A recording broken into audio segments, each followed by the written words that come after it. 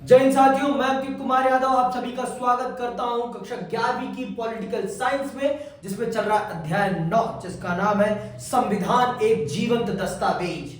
आज हम चल रहे हैं ये जानने और समझने कि भारत के संविधान को एक जीवंत दस्तावेज क्यों कहा जाता है। वो कौन सी चीज है जो भारत के संविधान को एक जीवंत दस्तावेज बनाती है, वो कौन सी खासियत है जिनके कारण भारत के संविधान को ये संज्ञा दी जाती है। आइए पढ़ते हैं और जानते हैं कि भारत की संविधान की क्या है विशेषताएं। चलिए जानते हैं और पढ़ते हैं कि इस अध्याय में हम क्या पढ़ेंगे और क्या समझेंगे। तो पहले तो इस अध्याय का हम परिचय जान लेते हैं। इस अध्याय में प्रमुख तौर पर हम किन विषयों से अवगत होने वाले हैं, तो आइए पढ़ते हैं।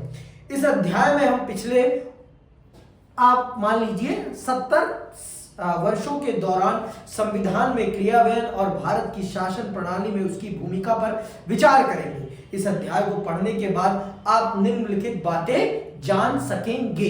कौन कौन सी बातें जान पाएंगे, सुनिएगा। भारतीय संविधान को समय की आवश्यकता के अनुरूप संशोधित किया जा सकता है।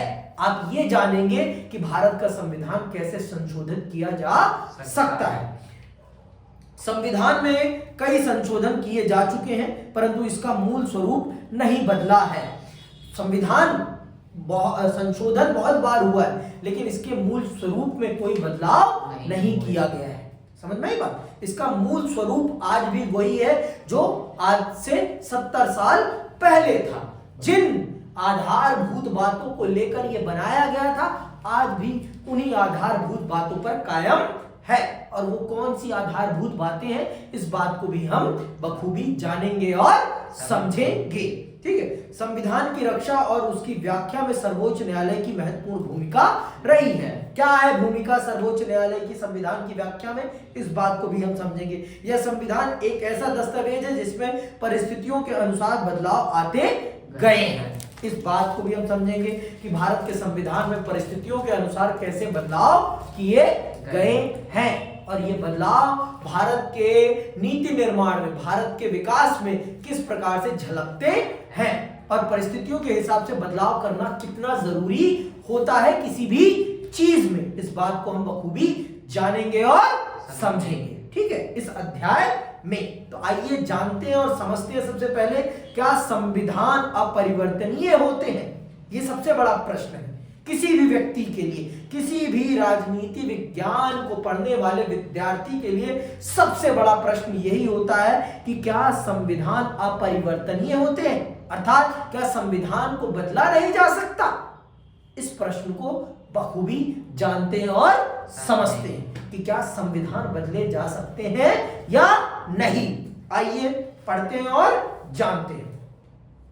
परिस्थितिगत बदलाव, सामाजिक परिवर्तनों और कई बार राजनीतिक उठापटक के चलते विभिन्न राष्ट्रों ने अपने संविधान को दोबारा तैयार किया। सोवियत संघ में 74 वर्षों के दौरान 1918, 1924, 1936 और 1977 संविधान 4 बार बदला गया। 1991 में वहां कम्युनिस्ट पार्टी का शासन समाप्त हो गया और जल्द ही सोवियत गणराज्य भी बिखर गया। इस राजनीतिक भूचाल के बाद वहां रूसी गणराज्यों का नए सिरे से गठन किया गया और 1993 में एक नया संविधान अंगीकार किया गया। मतलब आप ये जानिए कि दुनिया की एक बहुत बड़ी ताकत ने भी अपने संविधान को कम से कम 4 बार बदला, लेकिन परिस्थितियों ने उसे विखंडित कर दिया, परिस्थितियों ने उसे तोड़ दिया। वो देश एकजुट नहीं रह पाया। समझ में आई बात? 4 बार अपने संविधान को बदलने के बाद भी। तो ये आप कह सकते हैं कि हाँ, संविधान अपरिवर्तनीय नहीं होते, संविधान में परिवर्तन किया जा सकता है। इस उदाहरण से तो यही पता चलता है कि दुनिया की दूसरी सबसे बड़ी ताकत सोवियत संघ ने अपने संविधान को 4 बार बदला है और फिर भी वो देश एकजुट नहीं रह पाया। वो एक समय के बाद विखंडित हो गया और फिर एक नया देश बना जिसे हम रूस के नाम से जानते हैं, और आज उसका एक अलग अपना संविधान है। समझ में आई बात? तो यह तो कहा जा सकता है कि हाँ, संविधान बदले जाते हैं, बदले जा सकते हैं, कुछ भी अपरिवर्तनीय नहीं है। पीयूष, इतनी सी बात समझ लो कि दुनिया में ऐसी कोई भी चीज नहीं है जो बदली नहीं जा सकती। सब कुछ बदला जा सकता है, सब कुछ बदला जा सकता है। दुनिया में ऐसा कुछ भी नहीं है जो बदला ना जा सके, लेकिन बदलेगा तब जब उसके अनुसार परिस्थितियां होंगी। परिस्थितियां बदलती हैं चीजों को। किसको बदलती हैं? परिस्थितियां चीजों को बदलती हैं। ये बात ध्यान रखना। किसी भी चीज को उसकी परिस्थितियां परिवर्तित करती हैं। इस बात को बखूबी जानो और समझो, और इस बात को अपने दिमाग में डाल लो कि चीजें बदलेंगी तब जब परिस्थितियां उनके अनुरूप होंगी। ठीक है, आगे सुनो। अब जरा भारत की ओर नजर दौड़ाएं। भारतीय संविधान 26 नवंबर 1949 को अंगीकृत किया गया। इस संविधान को 26 जनवरी 1950 को औपचारिक रूप से लागू किया गया। तब से लेकर आज तक 73 वर्ष बीत चुके हैं और यह संविधान लगातार काम कर रहा है। हमारे देश की सरकार इसी संविधान के अनुसार काम करती है। एक उदाहरण आपने वो पढ़ा जिसमें एक देश के संविधान को 4 बार बदला गया, फिर भी वो देश एकजुट नहीं रह पाया। वहीं एक हमारा भी उदाहरण है, और हमारे देश में हमारा संविधान 72 साल से उसी रूप में है और इस देश का पथ प्रदर्शन कर रहा है। एकदम देखो, उसी रूप में तो वही है, संशोधन हुआ है, उसके कपड़े बदले गए हैं जरूरत के अनुसार। इंसान वही रखा गया है, उसके चरित्र को नहीं बदला गया है, पर परिस्थितियों के अनुसार उसके अंदर बदलाव आया है। ऐसा नहीं है कि चरित्र नहीं बदला है हमने, चित्र बदला, चरित्र नहीं बदला हमने अपने संविधान का। समझ में आई बात? हमने अपने संविधान का चित्र बदला है, हुलिया बदला है, हल्का फुल्का, चरित्र नहीं बदला। आज भी जिस रूप में हमारे देश के जिस नियत के साथ हमारे संविधान निर्माताओं ने हमारे संविधान को लिखा था, आज भी उसी नियत के अनुसार भारत का संविधान अपने देश के नागरिकों के लिए काम कर रहा है। बाबा साहब अंबेडकर ने जिस नियत से इस देश के संविधान को गढ़ा था, उसी नियत के अनुसार भारत का संविधान भारत के नागरिकों के हितों की रक्षा कर रहा है। समझ में आई बात? भारत के नागरिकों के हितों की रक्षा में वो उसी रूप में तैनात है। तो आपने 2 उदाहरण पढ़े जिसमें आपने ये देखा, एक जो दुनिया की दूसरी सबसे बड़ी ताकत होने के बावजूद भी 4 बार अपने संविधान को बदल कर भी अपने देश को एकजुट नहीं रखता, और वहीं हमारा संविधान जो इस देश का 73 सालों से उसी प्रकार से पथ प्रदर्शन कर रहा है जिस प्रकार से उसने अपने स्थापना के पहले दिन से करना प्रारंभ किया। तो इसमें नियत की भी बात है, नियत की भी फर्क है, नियत में भी फर्क है भाई। समझ में का? वहां के लोगों की नियत, वहां की सरकार की नियत अलग है, हमारे देश में लोगों की नियत और काम करने के तरीके में फर्क है। हमारा संविधान जब बना उसके बनने की परिस्थितियां अलग है, हम बनाने वाले लोगों की भी परिस्थितियां अलग है। अब हमें नहीं पता कि उनके देश का संविधान किन लोगों ने बनाया, पर हमारे देश के संविधान को उन लोगों ने बनाया जिन लोगों पर हमारे देश की जनता आंख मूंद कर भरोसा करती थी।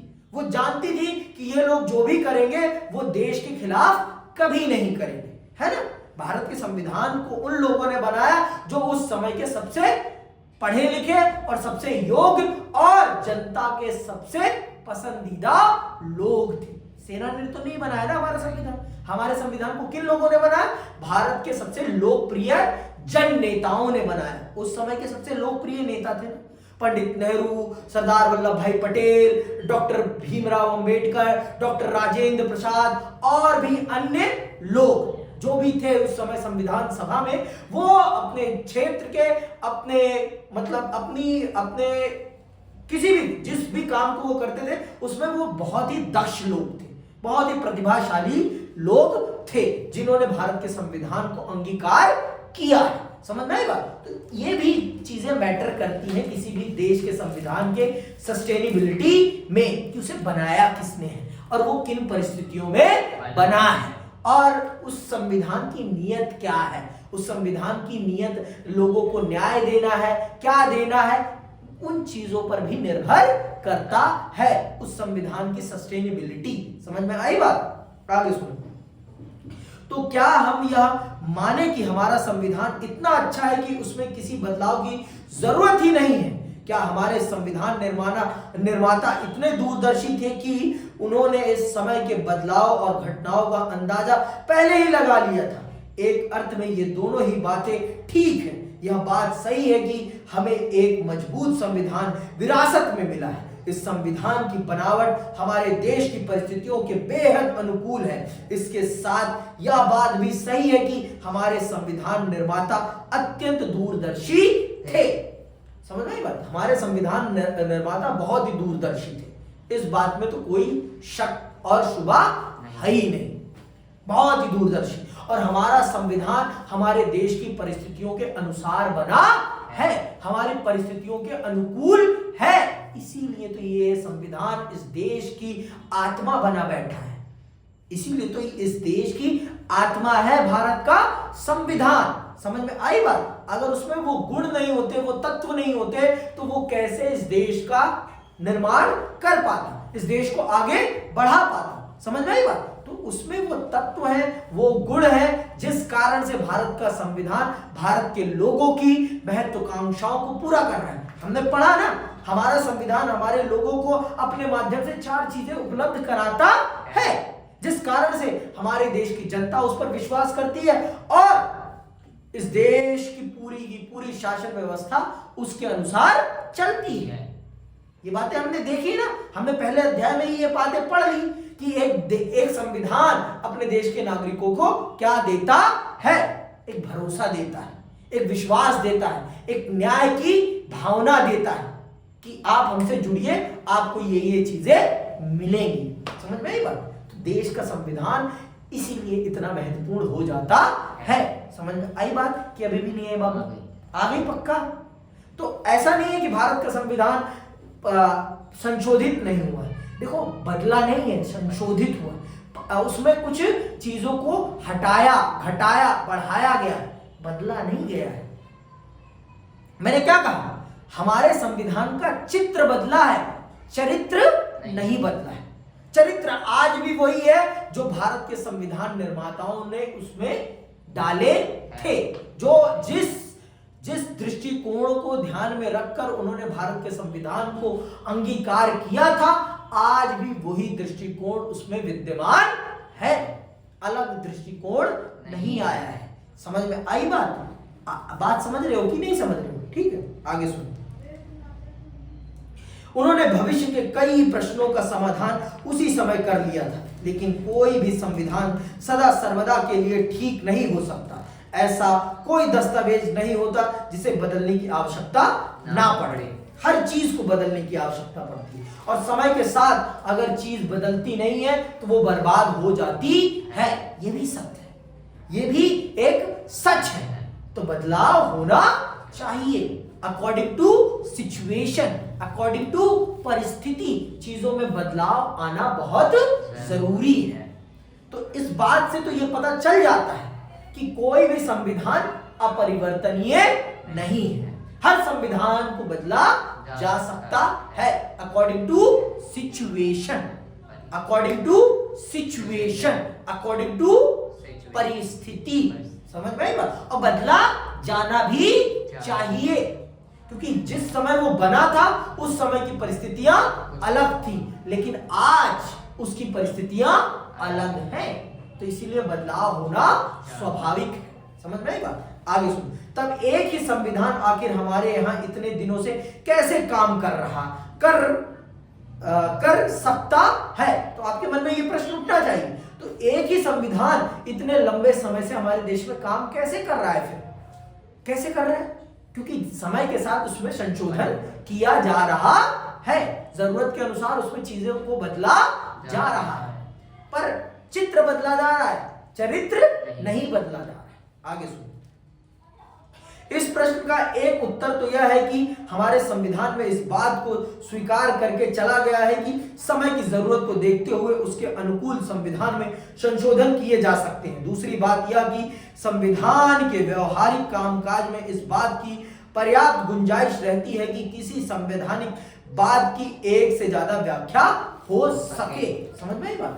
संविधान में इस बात की पहले बात तो स्वीकृति दे गई है कि समय के साथ संविधान में संशोधन किया जा सकता है, और दूसरी बात कि संविधान में जो चीजें कही गई हैं उसका सिर्फ एक दृष्टिकोण नहीं है, जो लिखा है आप उसे अलग अलग दृष्टिकोणों से भी देख सकते हैं। समझ में आई बात? लेकिन इस चीज को तय करने की जिम्मेदारी किसकी है कि क्या लिखा है? इस चीज को तय करने की जिम्मेदारी सर्वोच्च न्यायालय की है कि भारत के संविधान में क्या लिखा है और इसका क्या मतलब होगा। ये तय कौन करता है? भारत का सर्वोच्च न्यायालय। ऐरू गैरू नत्थू खैरू नहीं कर सकते कि क्या लिखा है और इसकी क्या परिभाषा होगी, ये कोई भी नहीं बता सकता। इस चीज को बताने की जिम्मेदारी सिर्फ किसकी है? भारत के सर्वोच्च न्यायालय की। उसके अतिरिक्त कोई भी भारत के संविधान की व्याख्या नहीं कर सकता है। ठीक है भाई, समझ में आई बात? कहने का मतलब यह है कि हमारा संविधान लचीला है। अदालती फैसले और राजनीतिक व्यवहार बर्ताव दोनों ने संविधान के अमल में अपनी परिपक्वता और लचीलेपन का परिचय दिया है। इन्हीं वजहों से हमारा संविधान कानूनों की एक बंद और जड़ किताब न बनकर एक जीवंत दस्तावेज के रूप में विकसित हो सका है। इसी कारण से, इन सब चीजों के कारण से भारत का संविधान एक जड़ किताब न बनकर एक जीवंत किताब बन गई है। समझ में आई बात?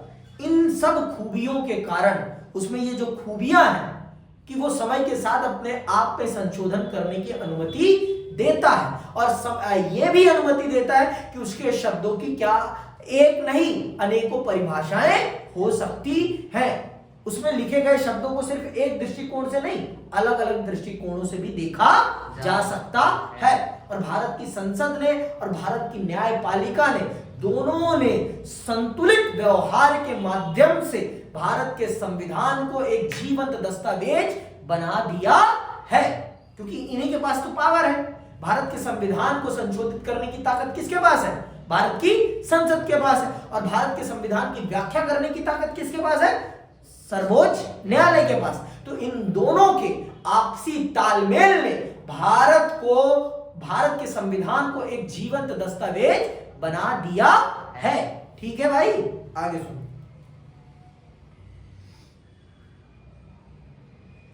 समय के एक खास मोड़ पर अपने समाज के लिए संविधान तैयार कर रहे लोगों को एक आम चुनौती का सामना करना पड़ा है।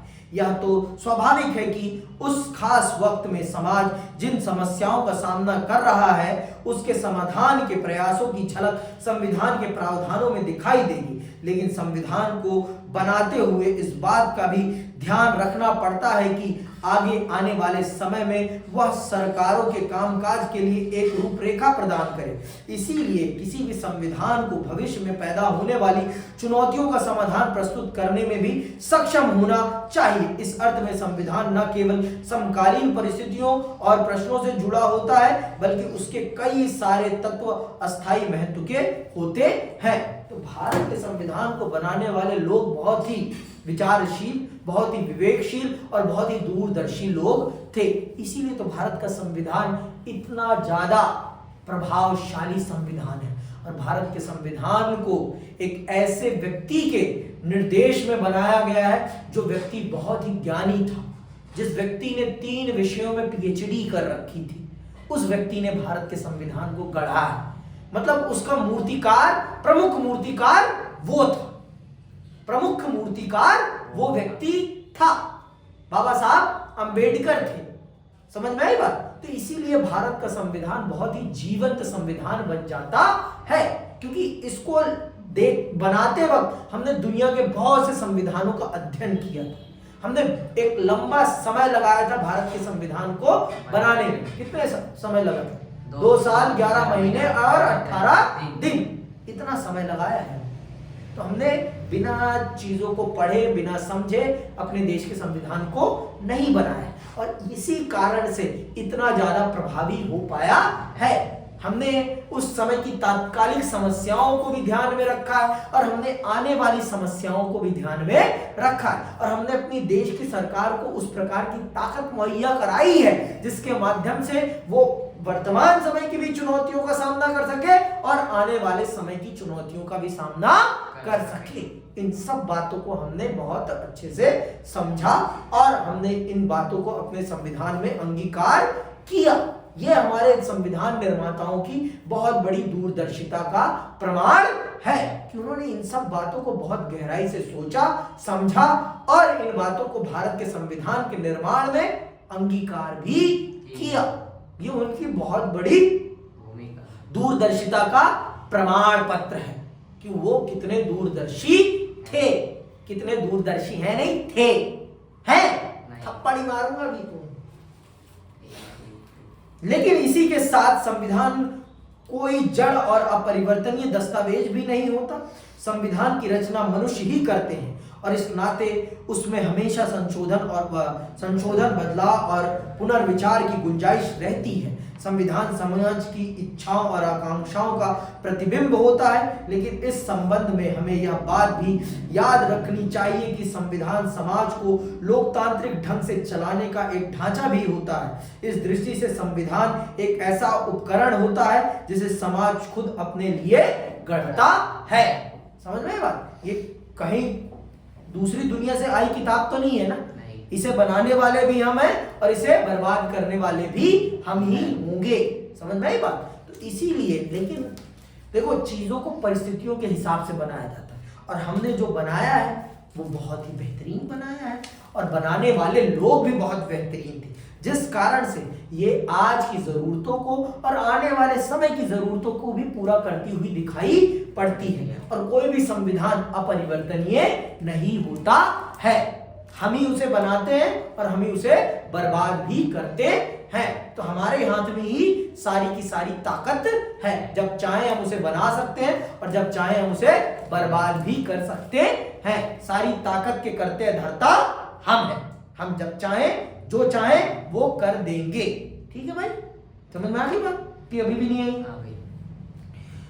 संविधान की यह दोहरी भूमिका संविधान की हैसियत को लेकर कुछ मुश्किल सवाल खड़े करती है। क्या संविधान इतना पवित्र दस्तावेज होता है कि उसमें कोई बदलाव किया ही नहीं जा सकता?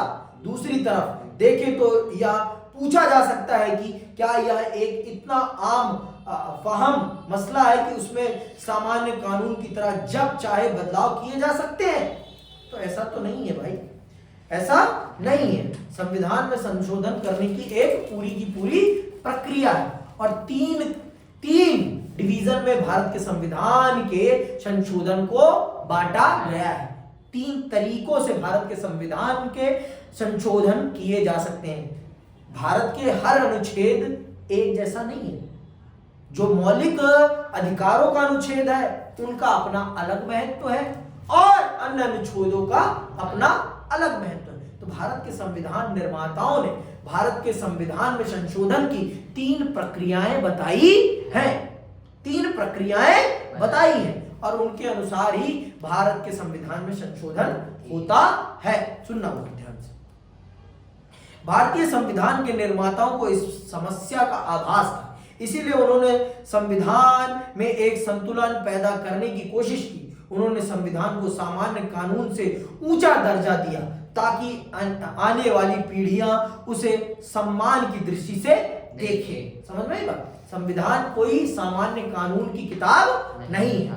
ये इस देश की क्या है?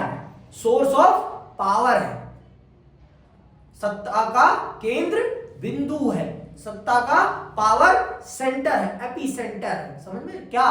भारत का संविधान। साथ ही संविधान बनाते समय उन्होंने इस बात का भी ख्याल रखा कि भविष्य में इस दस्तावेज में संशोधन की आवश्यकता पड़ सकती है। संविधान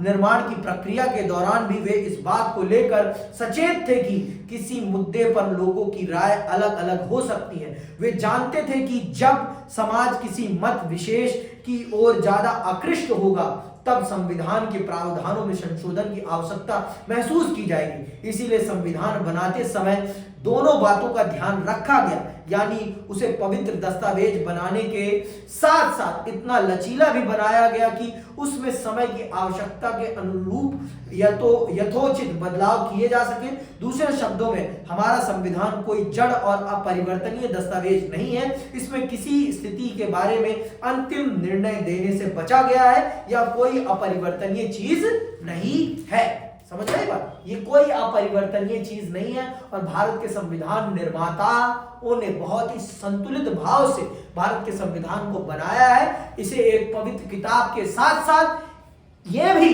भारत के संसद को इतना अधिकार दे रखा है कि समय के साथ इसमें परिवर्तन किया जा सकता है, जरूरत के हिसाब से इसे बदला जा सकता है। तो ऐसा नहीं है कि भारत का संविधान अपरिवर्तनीय है, भारत का संविधान परिवर्तनीय है, परंतु परिस्थिति के हिसाब से बदलाव होगा और बदलाव की अलग अलग प्रक्रिया है। भारत के संविधान में लिखी गई हर बात को बदलने का एक अलग अलग तरीका है। मौलिक अधिकारों को बदलने का अलग तरीका है। संघ सूची, राज्य सूची, सामवर्ती सूची या राज्यों के अधिकार, ऐसे विषयों में परिवर्तन करने का अलग तरीका है और सामान्य कानूनों में बदलाव करने का अलग तरीका है। तो अगली क्लास में हम इस विषय को समझेंगे कि भारत के संविधान में संशोधन कैसे होता है। आज की क्लास के लिए इतना ही, मैं विदा लेता हूं। जय हिंद, जय भारत।